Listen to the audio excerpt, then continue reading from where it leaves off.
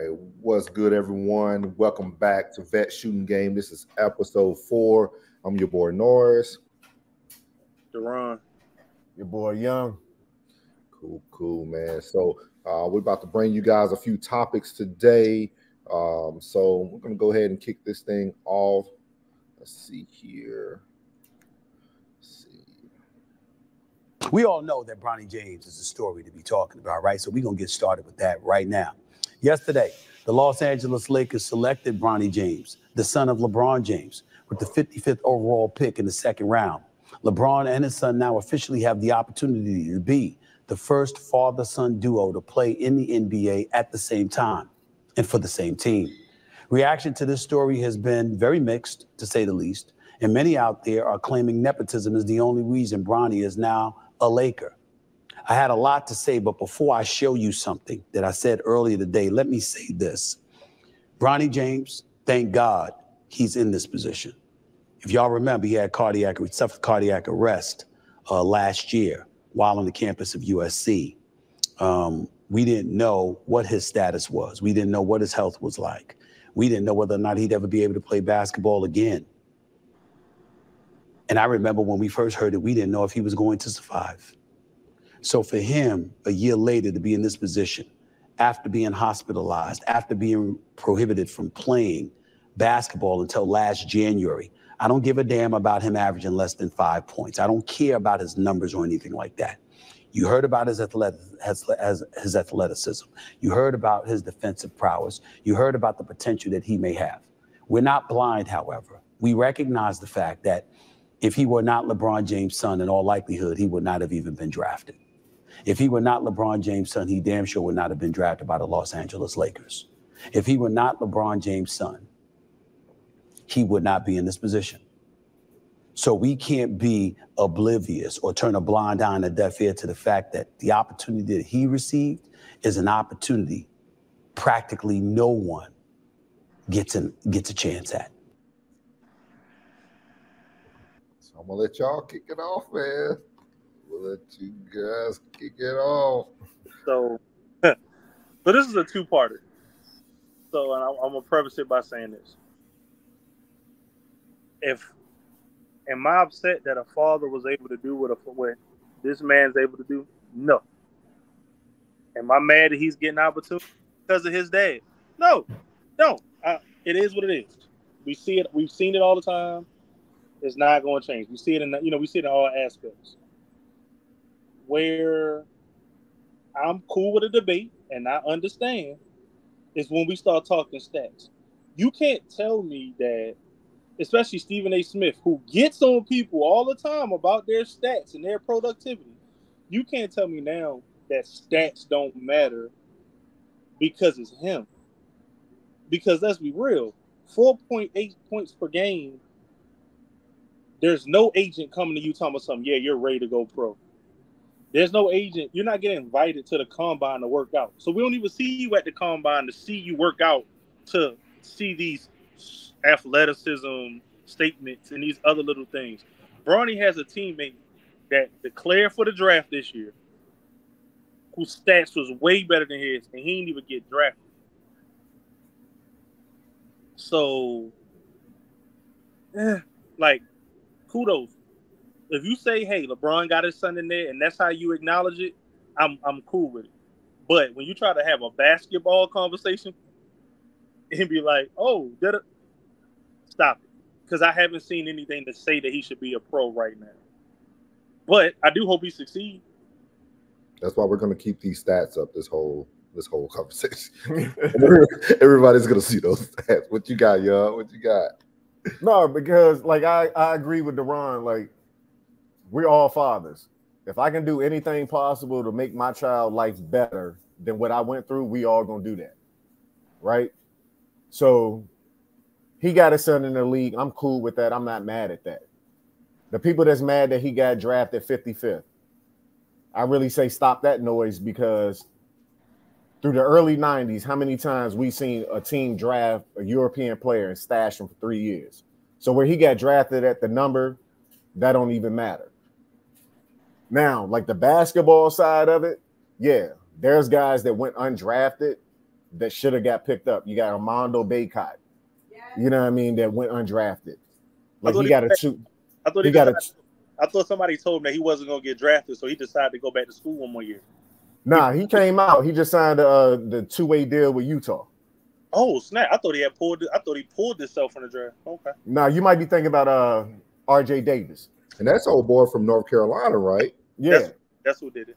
He a dog, man. Yeah, that's what I'm saying. So, like, if you look at it that way, yeah, from a basketball standpoint, right now, what he's shown and what everybody else shown, nah, he shouldn't have been drafted. But at the same time, before the cardiac arrest, they were looking at him as a potential first-round pick. So right now, he's a year behind everybody. So it's going to be crazy. Like, it's going to be a lot of noise no matter what because he LeBron James' son. You know what I mean? He's his junior. So everybody going to have an opinion on it either way. What's going to be interesting is to see how it plays out in Summer League. That's when you're going to see him against the other top picks, and you're going to get an understanding of where he really stand at. Okay. So I have two questions for you guys, though, because I agree with both of y'all, what y'all said. You know, we already talked about this before, too. We knew he was going to be drafted. But this is the first question I have. How do you guys feel? Even though as parents, right, we will want our child to have the upper hand. I feel like this is a little bit different because the people y'all just named, this one gentleman impacted multiple players, like players who we know probably had the potential to be a potential superstar or a great role player in the league, might never even get out of the D League or the G League. You know what I mean? Like, how do y'all feel about that? Because, like, yeah, he's getting this opportunity because of his father, but how do we start to understand the impact that this is going to impact 5, 6, 7, 20-some players that never even going to get this opportunity now? Well, on that one, I would say this. That's why I talk about the spot he got drafted at. We're talking about 5 picks from the last pick. Yeah. So what did some of these teams see in the rest of these guys at the same time, right? To where we 5 picks from the end of the draft and you didn't get drafted yet. Right? So something could have went wrong and they work out. Like, I can understand the impact, but we're not talking about like he went first round. 5 picks from the end of the draft is a different story than he would have went 17th to the Lakers. And you're looking at it like, all right, y'all passed up a whole lot of talent and drafted him and jumped just to make his dad happy. But why though? Like to that, my question is, why would that be a problem? Because if you're telling me, we're talking about the game. You've been convincing me for the last 3 months that this kid was a baller. This kid's gonna be 3-and-D. This kid's a poor man's Drew Holiday. This kid has this vision, and this kid is this, and comparing his stats to other people, and they like, oh, well, this guy's here, and da-da-da-da. If he was all that, why does it matter if he got drafted 17 or 55? Because if you're telling me he's a pro, then you draft him at 17 because he's your best option. You're telling me that this guy is all these things. Like, I feel you with the 55th pick, but I want you to just think about the attention that this 55th pick got. This 55th pick said, well, his agent said, we only working out for 2 teams. Right. 55th pick said, we not signed, like you said, Baycott signed a 2-way deal. Rich said, Bronny not signing the 2-way deal. We're signing a deal. We're going to be in the league. Second rounders don't have that type of power. Now, am I upset? Again, I'm not upset that LeBron did what he had to do for his family, for his kid. I don't care. Like, to that, I really don't care because I'm like, we've all, you know what I'm saying? We've seen. We all understand that. Yeah. Right. I understand that. Cool. You know what? I'm glad that a black man was in a situation to where he can dictate something like that. Exactly. Right? But for all these, where one of my problems is for all these people, the Stephen A's, the Shannon Sharps, and all of them, keep that same energy when it happens again with someone else. Like, when it's someone that's not us, I don't want to hear you complain and say this, because it's LeBron. It fits the narrative. It's cool. Like, You got JJ Redick, who has never coached. He goes from never coaching, not being an assistant coach, not being the stat guy, to the coach of one of the most popular franchises in the world. Yeah. You know what I'm saying? And it's because he answered 4 questions on a podcast with LeBron. So cool. Right. I'm glad you're showing your power both ways. Like, hey, I can do this, I can do that. Where I feel like it's a disservice to Bronny. We never really hear him talk. They don't allow him to do media, right? We don't see him talking like that. You know, he's real quiet. So he seems like he's a good kid. You're not going to get no trouble out of him. But once you get on that hardwood, daddy can't save you. You know what I'm saying? Like when, think about it. A few years back when LeVar Ball was going on the ramp, he was talking about Lonzo, right? He came to the league. Everybody praised Pat Beverly because he got up in him like, oh, no, your dad said he's going to shock the world. Right. Show him down. And everybody applauded. It was cool. But we just saw what's going on with Caitlin Clark. When Bronny get on the floor, is it going to be the same thing? Or are we going to be able to see this player that they're telling us he is? Are we going to get, you know what I'm saying? Are we going to get a chance to see that? Yeah, it like they did him a disservice. I agree with you on that, right? Like I can understand setting your child up, but at the same time, I got to see what you made of, right? And they never gave him the chance to really. We're not gonna see what he made of until it's time. You know what I mean? Like that's why I said summer league gonna be real key, right? Because are they going to play out there on your own? They gonna put them on? How they gonna build the roster? Yeah, because now, like, look, your dad has no say in. Like, your dad about to be in Paris when you're doing this, right? Like, you on your own on this one. I think so, like it's July 12th to the 20th, right? Yeah, I'm making a prediction today. What's that? You won't play. Bronny will only play game 1, and he's only going to play game 1, and if he has a great game 1, you can really. He might not even. If he have a great first half, he might not even suit up second half. If they do that, that's the dumbest shit in the world. They can't expose him. They can't expose him. He has to be handled.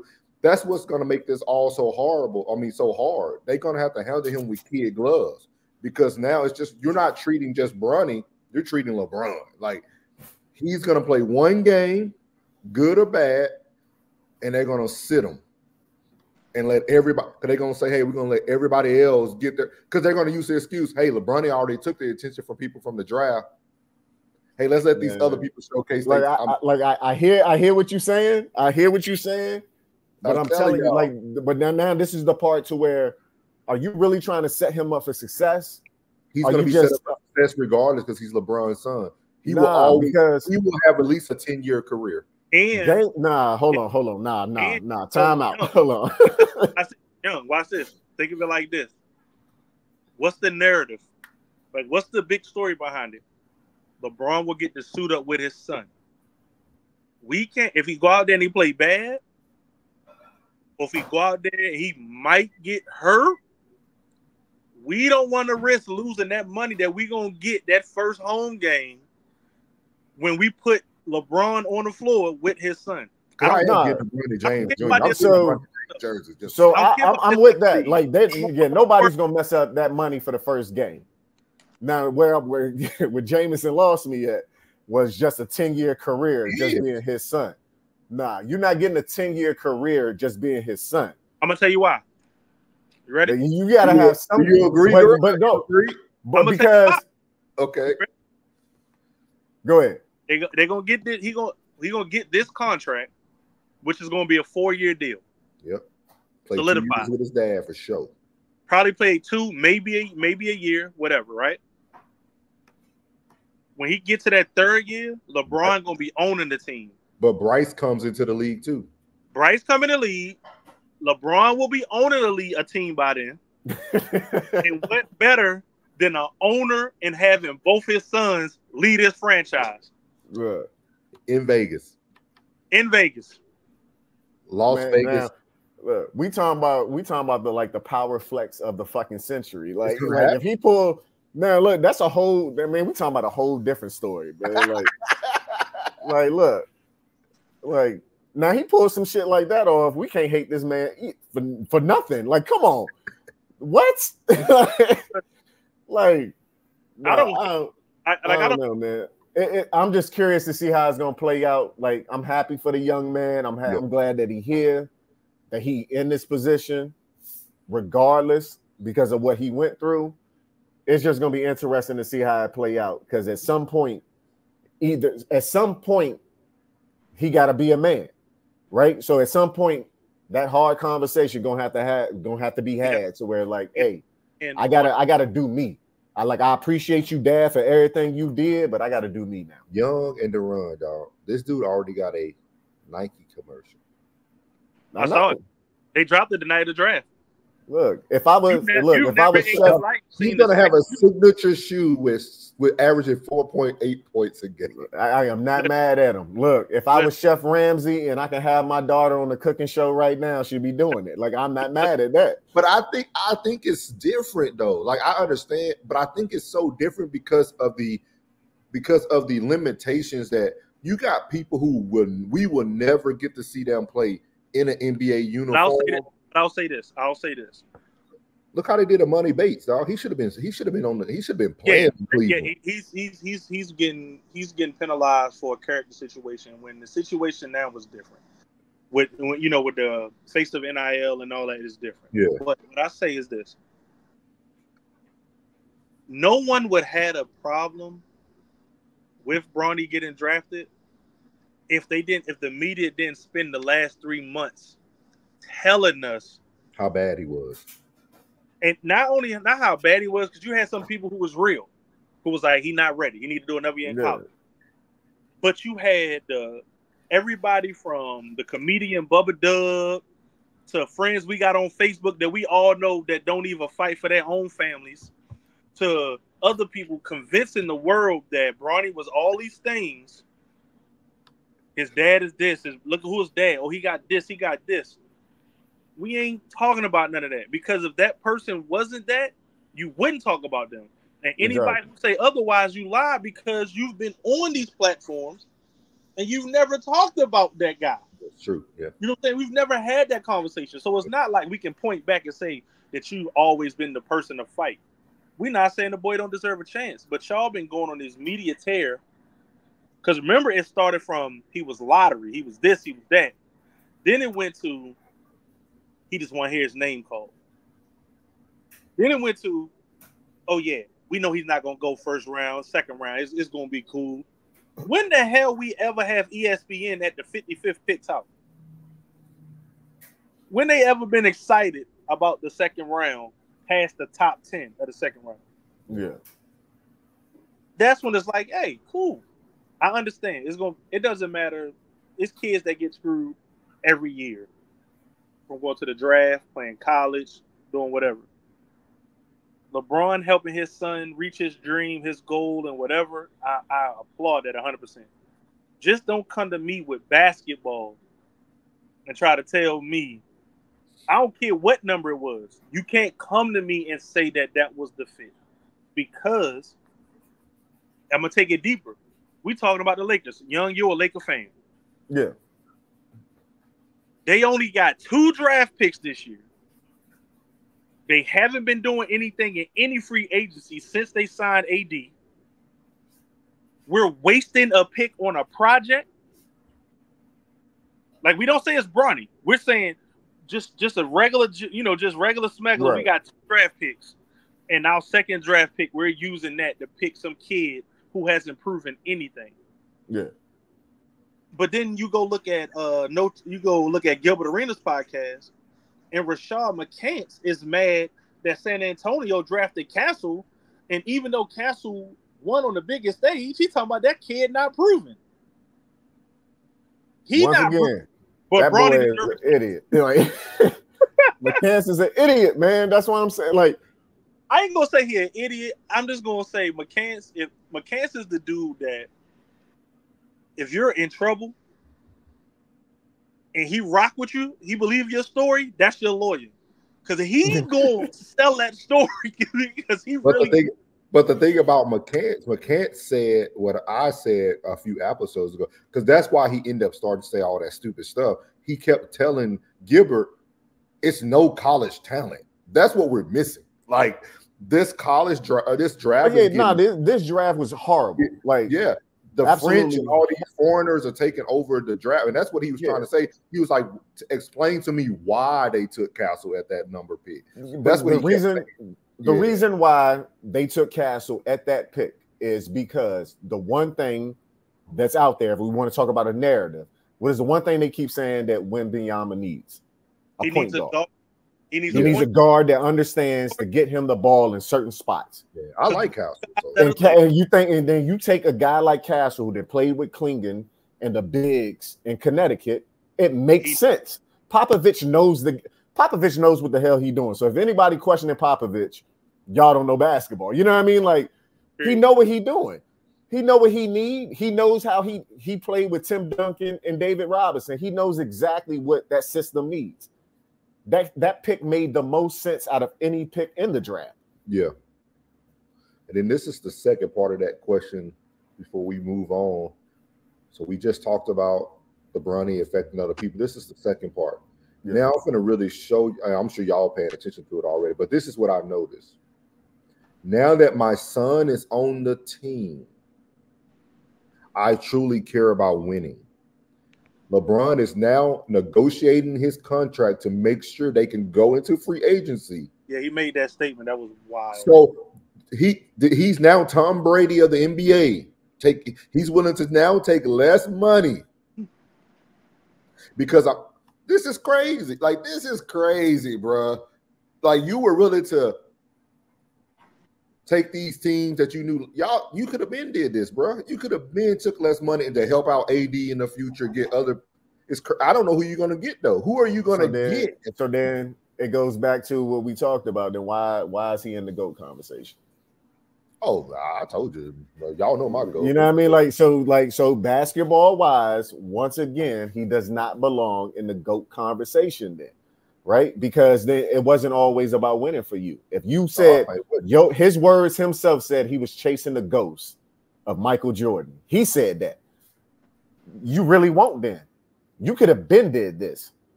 Yeah. Right? So, like, don't act like with the Miami situation, they're going to say they took less money. You took $3 million less. Stop playing with me, man. And like I know what the contracts was.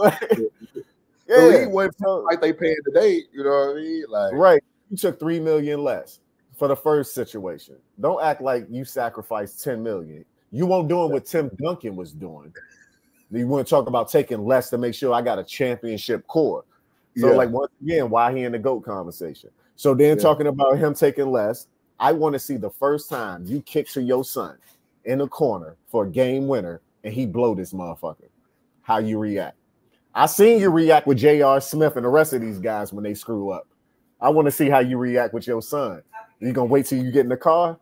Like, because every camera gonna be on y'all. That's gonna be so difficult, dog. Every moment that they have as an interaction, good or bad, the camera is gonna be 50 cameras on them every time.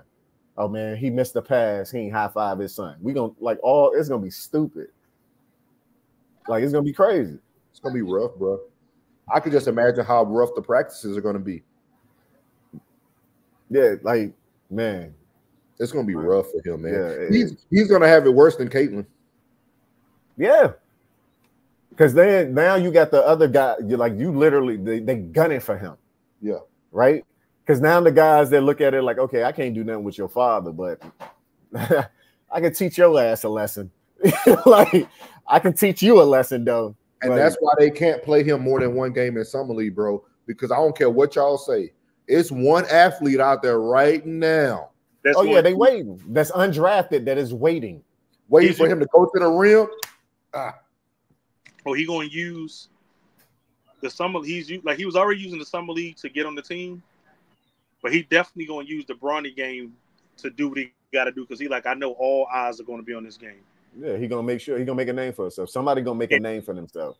And the crazy thing about it is, because they have put so much on him. people look for him to be perfect, and he can't, and you don't. That's not possible.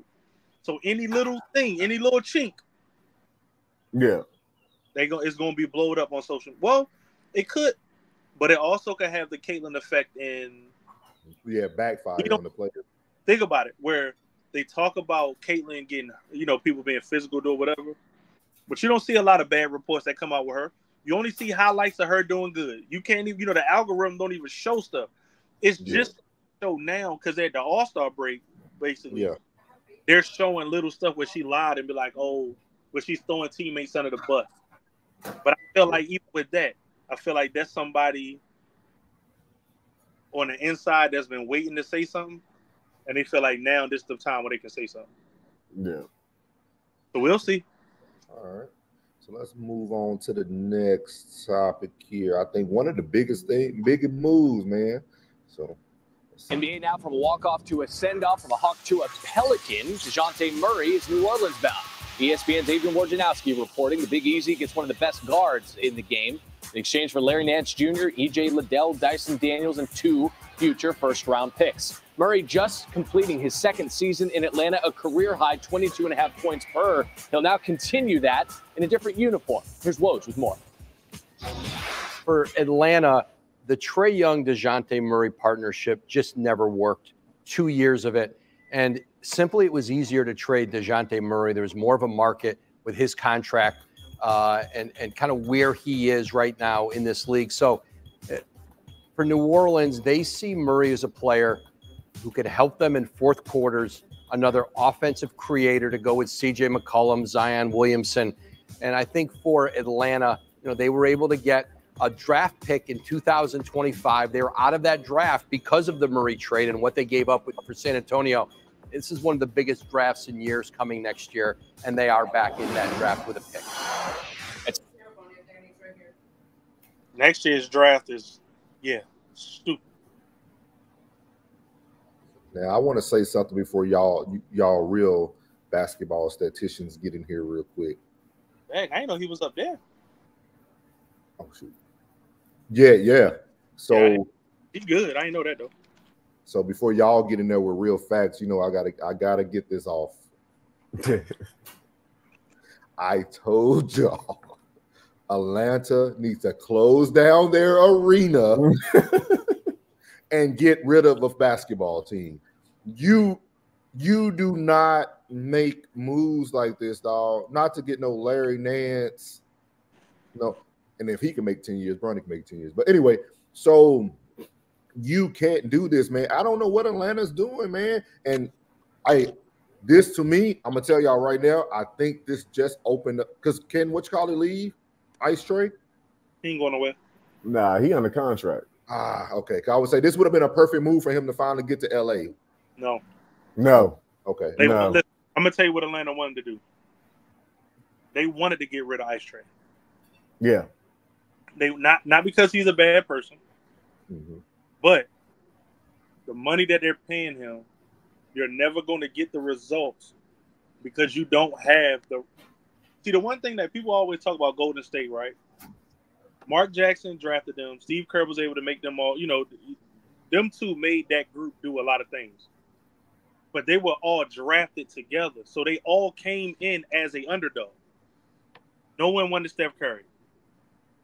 No one talked about Clay like that. Draymond was an undersized big when you think about it. You know what I'm saying? Like his size and what he do, right? But you put them three together to when they're now at that same point where they're all trying to become somebody, you can make them brothers and they do what they do. Ice Trae came in slightly as an underdog, but not really. And he's been a man in Atlanta. So now you want to bring in someone else to be the man? Not even to be the man as in they brought in Jonte to help Trae. I'm 1,000% that some part of Trae and his camp felt like that wasn't the case. So when the two couldn't mesh, got to get rid of one of them and try to win something back. And Murray was the easier pick because they paying Trae money. Like they still owe him like what? Like still a couple $100 million? They still owe him or over? Yeah. like that? Yeah, because they gave him the max. Oh, okay. I thought he got the super max. Didn't he get Yeah, the he got the max? super max. Yeah, so you talking about like that 5-year 250 type deal. So he ain't going nowhere. And you think about it, like they want, like I said, they wanted to get rid of Trae Young. There's no market for him. Like they just said, there's no market for him. DeJounte plays both sides of the ball, and by that stat, dynamic in the fourth quarter. And he's 6'5". Is he a pure point guard? No, he was a no, guard he's a combo that converted to the point because that's what got him on the floor in San Antonio. So who's the point guard right now currently for Pelicans? So the Pelicans, McCollum. So are you gonna move McCullough over to? No, so you leave McCollum where he at because Murray can play either or. Murray's used to playing either or. So you move McCollum. So you leave McCollum where he at. You slide Murray to the 2. Okay. You figure out what you're gonna do with Brandon Ingram, right? And then you got Zion Valanciunas, right? So he makes them better. Now for the Pelicans, that makes them a legit problem now, right? Because now you got a guy. Because people don't talk about McCollum, he don't get his credit. McCollum is a bucket. But now you got another guy that in the fourth quarter in crunch time is going to come through in the clutch, but it can also guard the best wing player because of his size. And that's what made him and Trae Young a bad pairing. Trae don't play no defense. And if you try to switch up that matchup, he gets caught on a bad matchup, however you look at it with Trae Young, because, I mean, he really like 6 feet. Like, if he's 6 foot. Yeah, like, you know what I mean? 5'11". So, but it was a market for, but the fact that that's all you got for Murray is crazy. Yeah, that's like, now I'm mad as a Laker fan because if that's what it took to get him, we could have gave away Gabe Vincent, Taurean Prince, and 2 draft picks. You know what I mean? Based on what the Pelicans gave away. Like now, so if any other contender did not try to make a move for him, that is the dumbest thing too, because if that's all it took to get DeJounte Murray and you're a contender and you could have got a piece like that, that's crazy.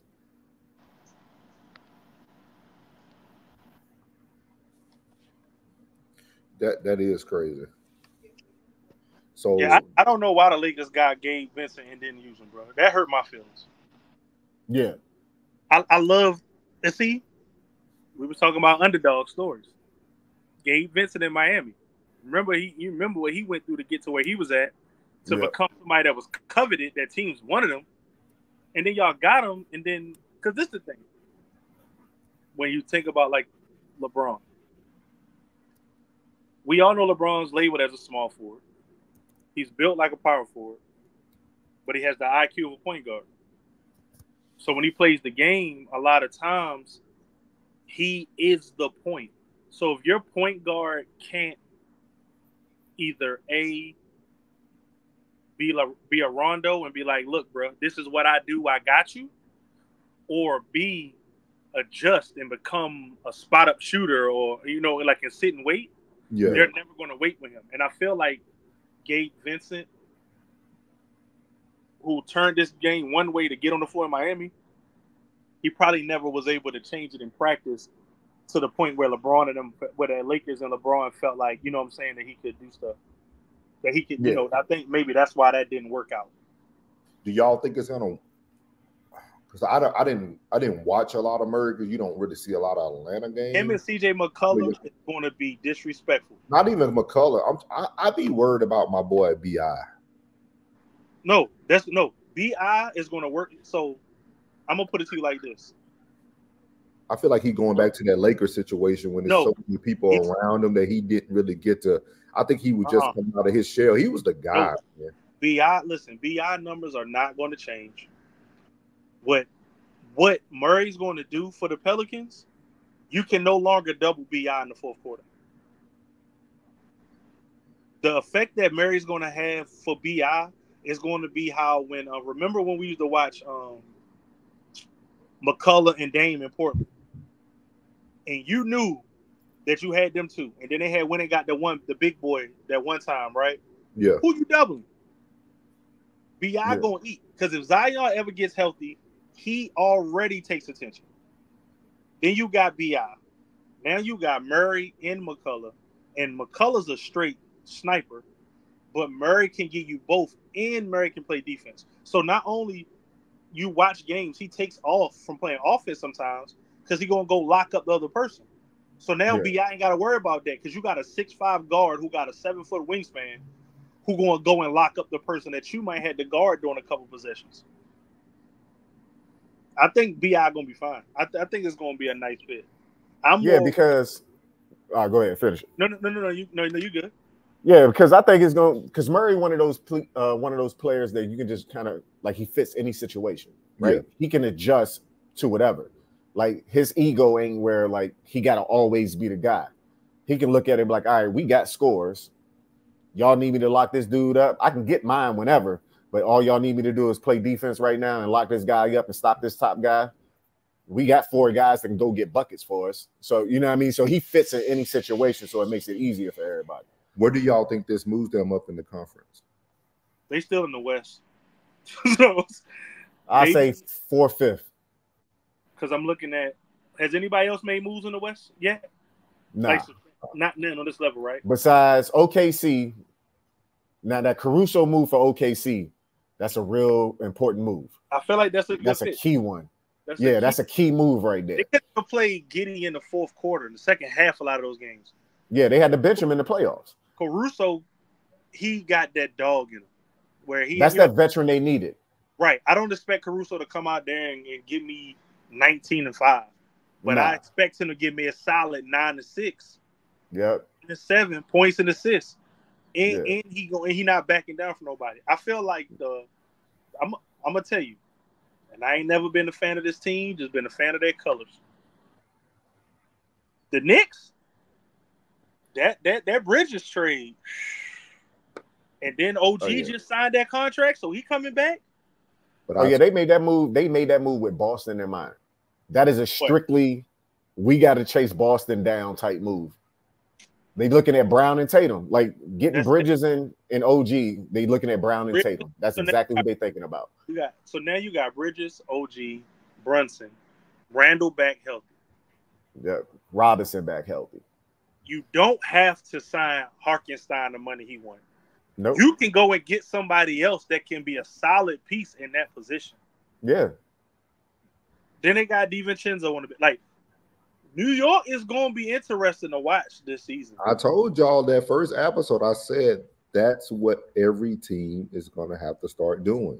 You got to start putting these college players back together. They got chemistry. You know they're going to work hard. You know the pedigree of coming from Villanova. You're going to see more. You're going to see more and more of this because. But it's hard to do it. But the reason why it's harder to do it, it's the one and done, right? Yeah, you because don't get a good. All of those guys at Villanova played together like three to 4 years. Yeah. Right. So I've been around you for a minute. I know you. Yeah. That one and done makes it harder, right? Because and the other avenues that these kids got, right? So they can go to, Ignite, the G League, like all that stuff. So all the different avenues, you don't really come together. You just spread out. So that what makes it harder to like try to get that kind of that college culture. What y'all think Williams' brother gonna do out of Colorado? KJ is his name? Is it KJ? I think so. I forgot what Williams' first name is. I forgot Williams' first name. I think he's gonna be a solid player for the team he went to in the system. I'm more interested in one of the takes that they had on Gil's podcast when they was talking about the Spurs. I agree with Gil with them bringing a young boy in because him and Castle and Wimpy, they gonna be friends quick. Yeah. They gonna both know how to play with each other. They're gonna be around the same age. He got somebody that he can be with. I think the issue, I don't know if y'all watched a lot of Spurs games last year. But if you watch a lot of those Spurs games, and I said I watched them. Before one of the pods, the guards they had there, they was hating on Wemby. Mm-hmm. They didn't like the fact that all this hype behind this guy. They didn't like whatever. And my whole thing is, y'all record put y'all in the lottery pick to become the first pick for a reason. So whatever y'all was doing wasn't working. Yeah. Put your pride to the side and let's make some stuff work. But they're not playing that way. And I feel like the boy Castle is coming in because they're going to move one of those pieces, probably going to get moved this summer. And what it's going to do for the other person is to let them know, you see what we did? We got rid of him because y'all wasn't acting right. Don't act right yourself and let this young boy be a glimpse of what we think he can do. Because we all know Pop run a system. Mm-hmm. And if you step in that system and you willing to play your role, Pop gonna make sure you good. Yep. All right, man. Good talk. Good talk. So we actually got a lot of feedback when we started talking about like relationships and stuff. So play this little quick short. Is Deron able to hear it? Yeah, I can hear you, bro. Okay. All right. Play this real quick. Women think that if I do it more for him, listen, like that, if I pick up his kids, if I give him as much sex as he wants, if I turn him out, if I show him I'm that ride or die chick, I'm that chick, right? Then the more I do, they think that I'm going to get his affection. But that ain't how men operate. And y'all can tell me this. Watch this. A man doesn't commit to the woman for what she does for him. He commits to her based on who she is to him. Now watch this. If I look at that same woman and I look at a woman who nurtures me, empowers me, helps me to grow, supports me, all of a sudden, the way I look at her brand becomes different. What do you guys think about that? That's 100% what I said when Deron asked me the question. Yeah. About what made Kathy the one. It wasn't her looks. I ain't think about none of that first. It's who she is, right? What I felt, what she did for me. You know what I mean? Like how she helped me. Like I said, she helped me grow. She changed me into somebody better, right? All that other nonsense, all that, you can miss me with all that. You know what I mean? Like if a woman thinks her looks is the thing that gets somebody, right, then that's already the problem. Right, because you're superficial. You're not thinking about anything else about what you can bring to the table. So yeah, he 100% right on what he said on that one. Yeah, I gotta agree. I gotta agree, bro. Yeah, I'm not gonna say and act like aesthetically you couldn't have got my attention. Right. You know what I'm saying? But aesthetically isn't why I stayed. It got to be something more than what you know what I'm saying, than your looks and this and this. I think that would be the issue sometimes. Like when we watch some of these pods or some of these talks or whatever, I'm listening to these women talk and I'm listening to some of the stuff. And then even with some of the guys, you're leading with stuff. But just because I'm worth $10 million, that don't mean that I'm the man that you should marry. Exactly. That just means I can afford to do stuff because I got that money. Right. But just because I make $25,000 doesn't mean I'm not. Like I seen in the pod, somebody said if a man makes under $50,000 a year, he shouldn't date. I see that. I think I see that. But then they doubled it. Was like one lady was like, "Nah, you can date. You just date in your bracket or whatever." And she was like, "But no, but even that girl is eventually going to get tired of something." And my whole thing was, so if I make $40,000 and you live at home with your mama and live on Section 8, I'm not allowed to date, but it's okay for you to go out in the world and you're valuable. No sense in the world. Like, look, and then this is where they lose the reality of shit too, right? No matter if I made $10 or if I made 10 million. If I'm an asshole, I'm an asshole, right? Yeah. Money just magnifies the type of person that you are. Yeah. You know what I mean? So, and that's where you lose perspective at too. I think as men, though, we have to have better discernment. You know what I mean?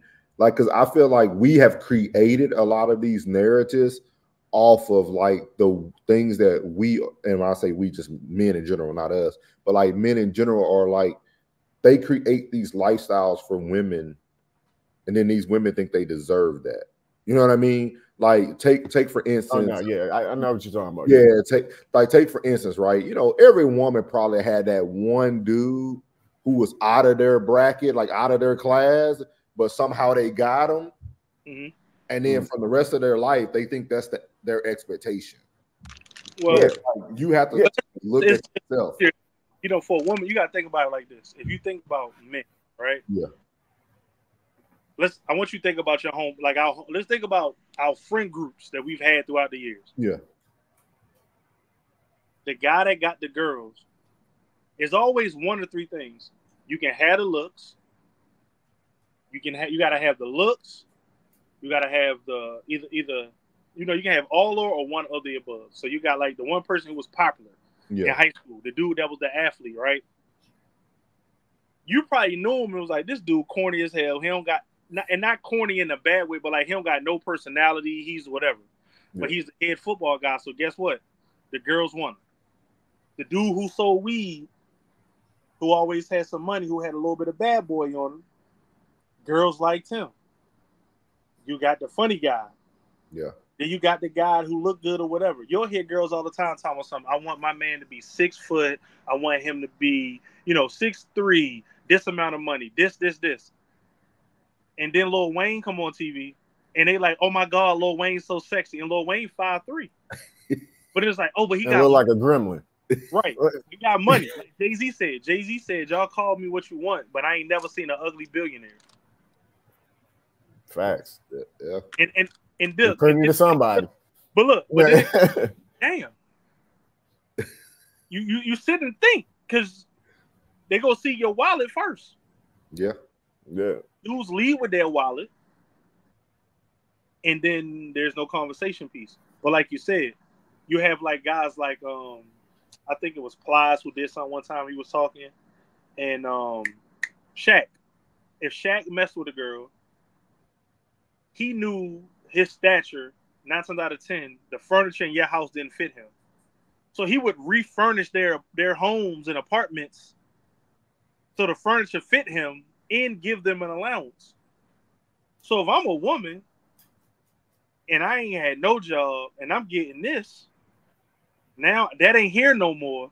Oh, now I need that again because that's what I deserve. That's who I am. Not that you just happen to walk into a situation. Yeah. I can't stand that. Right? Like that, it drives me crazy. Like me and Kathy didn't have these conversations about it. I do not understand how you ain't did none of the shit that I did, but you entitled to have. Like, right, when we break up, like you have a baby by me. If I'm a celebrity and you making more than a Fortune 500 CEO just because you had a child by me. Yeah. That is crazy. Like, I don't understand how society continues to let that happen. And we're not talking about like, hey, you've been with me from the ground up. Yeah. You could have just played a small role, but you get half. That makes no sense. I would love to see the system do this, especially coming from somebody who paid child support. Like, I always wish that the child support went into like a brokerage fund or a savings that only the child could touch once they hit 18.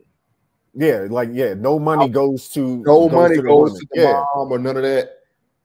Like this money, it's strictly for the child. Strictly for the child. And if they need to pull it, maybe it's some parameters that they gotta, go in the bank. They gotta go through you. Like, hey, it's being used for X, Y, and Z. Yes. Like I think if you start putting more clamps on certain systems, you'll see women mind and thought process totally change. Yeah, because we see too many riding around in Benzes and everything else, and you got a Gucci purse, but you work at McDonald's. How y'all feel about old boy though, Deron and what about Iman Shumpert? Y'all seen him? So look. Again, I don't know how to feel about it. I don't know how to feel about it. But this is why I say there's a double standard that we all have, right? Because I want you to think about this. See, Young ain't dealing with it, but Norris, you dealt with it. You've been on child support. Yeah. I'm currently on child support, right? We've all had that moment where it's like, why are we here? Like, we're here for what? Because if you need it, if it's for the child, for the house, whatever the situation is, if you need it, I would like for you to feel like all you gotta do is pick up the phone and be like, Deron, I need it. Right? I watch my brothers go through this shit. You know what I'm saying? So so you see it, right? Yeah. We always be like, yo, man, this chick is doing this, blah, blah, blah. Never know the situation.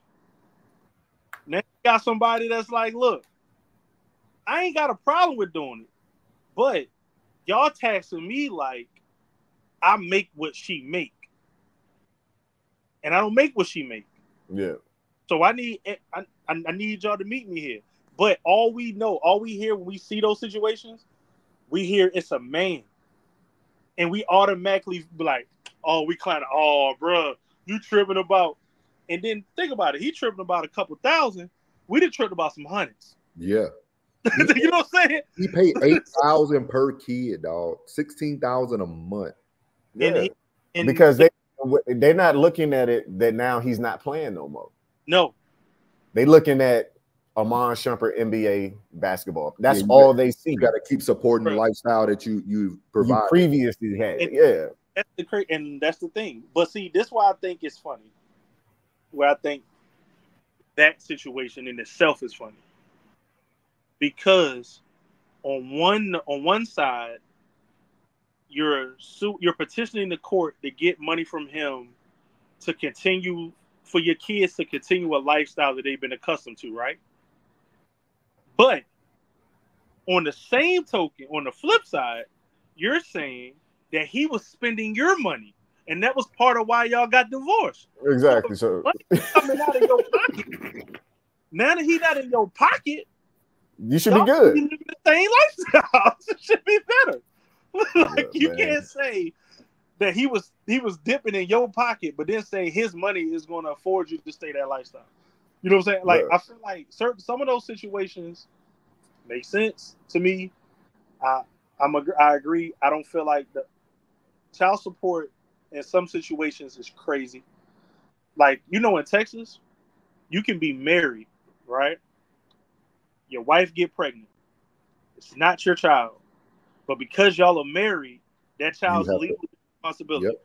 Y'all divorced, she can get child support from you and the birth father for the same child. It's crazy, man. So like, that is wild.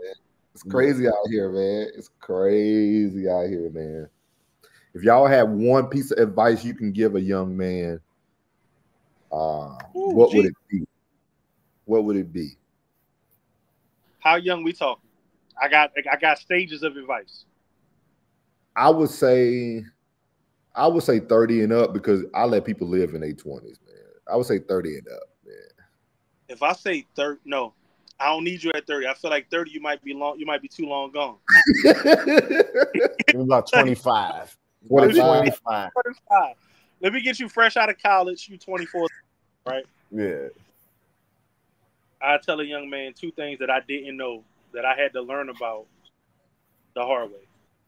One, financial literacy. You need to find out how things operate, how to do a budget, how to understand paying your bills and the flow of money and your own habits. Yeah. And learn that. Learn about investing. I'm still learning about it. You know, like simple things I would tell them learn, right? And then on the flip side of the personal life, it would depend, because I feel like people are in different areas. You know what I'm saying? Like their life. Like you might be the guy that's been popular your whole life, even when you went to college. And now you in this new city. You might still be him. So you might not know how to tone that down. It's going to take a special person to, you know what I'm saying, be like, look. But I will say something I did a little bit, but I ain't doing enough of it. You got to be upfront with whatever your emotion. You got to be able to have that tough conversation. If you know that you only want to mess with her, and you don't want a relationship, you got to let her know. Yep. You got to give them that choice. Yep. Yeah. That would be my advice. What about you, Young? My first advice would be keep your circle small.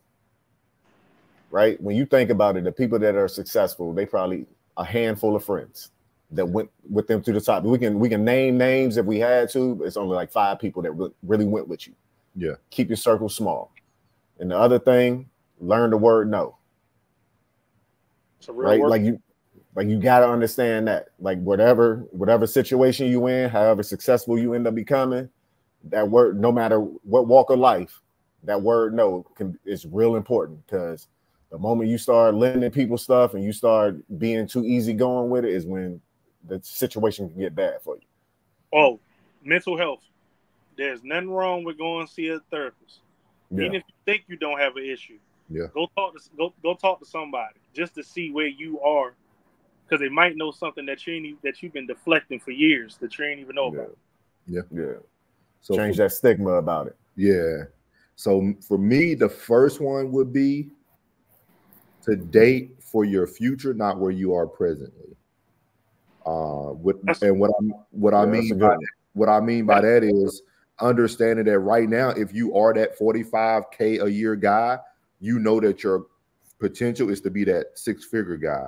So don't settle for where you are presently. You need to focus on the future, because sometimes we pick what will accept us now and not what's going to be good for us later. So that's number one. Number two, as a man, and this is something I wish I would have knew. I learned this from church actually, but it's something I wish I would have knew early on. A man should have everything that a family needs prior to being a father or starting a family. So what I mean by that is, for a young man, you need to be looking for a home. You need to have a car, a stable career, have those things already laid out, so that when you do bring that woman into your life and y'all build a family, it's just that, like, you just bringing them into your world. You have the solid foundation, and now y'all building together. Because a lot of times, you know what I mean? You're changing a house to a home. Yeah. So those are the two things I would say: date for your future and have everything that you need to build, like you said, make that house into a home. So those are my two things for sure. For sure.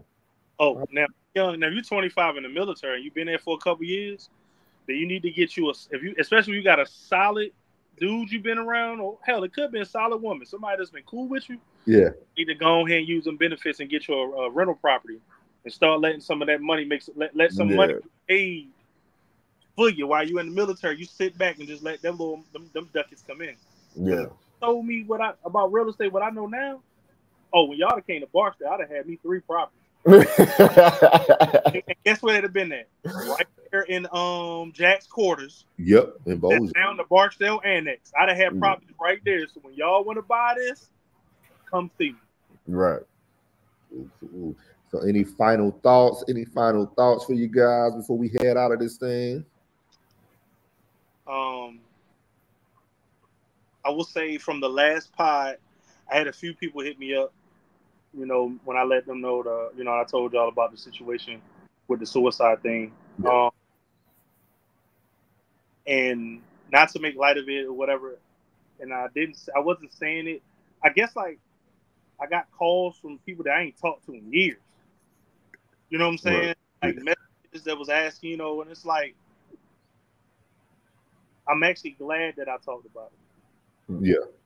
I'm glad that I brought it up, that I was able to share, because I had people that, that some that we all know, some that I've known from my journeys, even players that I've coached hit me up like, man, Coach D, I always thought you was a good dude, but I ain't know you was battling stuff like that. I was,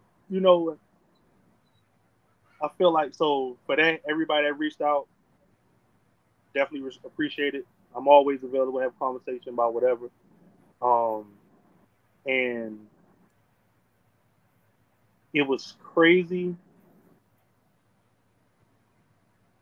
One person that I know watched our video. They watch all our stuff, right? I found out that they watch all our stuff. They didn't reach out and say nothing about that. They talked about every other subject we talked in that pod, but they ain't mentioned that one part. I thought that was a little strange. Yeah. Okay. What about you, Young? Nah, so I appreciate it, man. I can see, we starting to grow. Like you said, we got a lot of feedback, especially when we started talking about the relationship parts. And I'm glad that, people can see that us as 3 Black men, we got more opinions on different walks of life, and that we were able to reach people recently. Like, that last episode definitely touched a lot of people and probably brought up a lot of stuff that people probably had conversations themselves with family members and things like that they ain't thought about in a while. So that's definitely much love. Cool. Yeah, and we appreciate everybody, man. I especially I know you had a couple people commenting on the last video actually on YouTube. So we appreciate like everybody who's commenting. We are gonna start, and you guys, if y'all know anybody who want to come up, if we just kind of lock down the time, they can come on, because I think that's going to give it a little more visibility too, because more people can share it. So I know I have one guy in mind for sure. We were cops together up at in Albuquerque. So when I was out there in New Mexico. So if y'all have anybody in mind, just shoot it over. If y'all watching this, you can always comment, leave something on YouTube, leave your Instagram handle, whatever it is, and we can connect and get you guys on here. And as y'all notice, we're going to start talking about more than just sports. We're going to do relationship stuff. And eventually, I would like to talk a little bit about some of the politic things that are going on, because life is about to shift a little bit. So we'll get to that next episode for sure. But, man, we appreciate everybody, man. I appreciate you boys, man. Love you guys. Y'all know that. So, man, if y'all don't have anything else, man, we out. Love you, fam. Love you, bro.